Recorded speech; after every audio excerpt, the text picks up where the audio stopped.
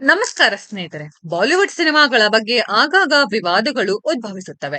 ಪದ್ಮಾವತ್ನಿಂದ ಛಾವಾವರೆಗೆ ಹಲವು ಚಲನಚಿತ್ರಗಳು ರಾಜಕೀಯ ಕಾರಿಡಾರ್ಗಳಲ್ಲಿ ಕೋಲಾಹಲವನ್ನ ಸೃಷ್ಟಿಸಿದೆ. ಬಾಲಿವುಡ್ ತಾರೆಯರು ಈ ವಿವಾದಗಳಿಂದ ಹೊರತಾಗಿಲ್ಲ. ಆದರೆ 2007ರಲ್ಲಿ ಒಬ್ಬ ನಟಿ ಬೇರೆಯವರ ತಪ್ಪಿನಿಂದಾಗಿ ಬಹಳಷ್ಟು ತೊಂದರೆಗೆ ಸಿಲುಕಿದರು. ಅವರು 15 ವರ್ಷಗಳ ಕಾಲ ನ್ಯಾಯಾಲಯದ ಸುತ್ತಲೂ ಅಲೆದಾಡಬೇಕಾಯಿತು. ಬಾಲಿವುಡ್ ಸುಂದರಿ ಶಿಲ್ಪಾ ಶೆಟ್ಟಿ ಹೆಸರು ಹಲವು ಬಾರಿ ವಿವಾದಗಳಿಗೆ ಗುರಿಯಾಗಿದ್ದಾರೆ.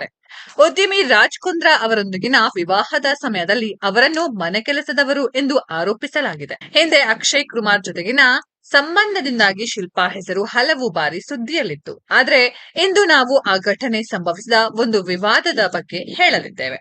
ಇದರಿಂದಾಗಿ ಶಿಲ್ಪಾ 15 ವರ್ಷಗಳ ಕಾಲ ತೊಂದರೆ ಅನುಭವಿಸಬೇಕಾಯಿತು. 2007ರಲ್ಲಿ ವಿದೇಶಿ ನಟನೊಬ್ಬ ಅವರನ್ನ ಸಾರ್ವಜನಿಕವಾಗಿ ಚುಂಬಿಸಿದನು.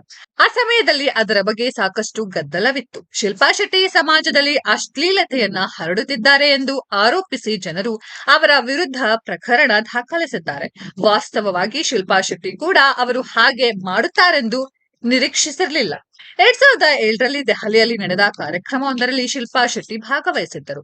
ಹಾಲಿವುಡ್ ನಟ ರಿಚರ್ಡ್ ಗೇರ್ ಕೂಡ ಅದೇ ಕಾರ್ಯಕ್ರಮಕ್ಕೆ ಹಾಜರಾಗಿದ್ದರು. ಆ ಕಾರ್ಯಕ್ರಮದಲ್ಲಿ ಎಲ್ಲರೂ ನೋಡುತ್ತಿರುವಾಗ ಜನಸಮೂಹದ ಮುಂದೆ ನಟ ಶಿಲ್ಪಾ ಶೆಟ್ಟಿಯನ್ನ ಹಿಡಿದು ಸಾರ್ವಜನಿಕವಾಗಿ ಮುತ್ತಿಟ್ಟರು.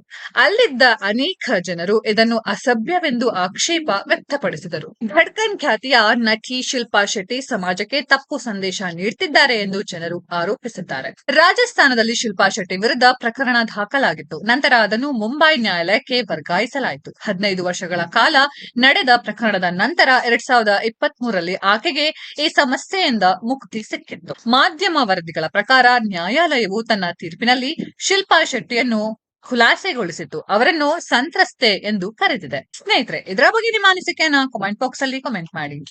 ಈ ವಿಡಿಯೋ ಇಷ್ಟ ಆಗಿದ್ರೆ ಲೈಕ್ ಮಾಡಿ, ಶೇರ್ ಮಾಡಿ, ಚಾನೆಲ್ ನ ಸಬ್ಸ್ಕ್ರೈಬ್ ಮಾಡಿ, ಪಕ್ಕದಲ್ಲಿ ಇರೋ ಬೆಲ್ ಐಕಾನ್ ನ ಹಿಟ್ ಮಾಡಿ. ಮುಂದಿನ ವಿಡಿಯೋದಲ್ಲಿ ಭೇಟಿಯಾಗೋಣ. ಧನ್ಯವಾದಗಳು.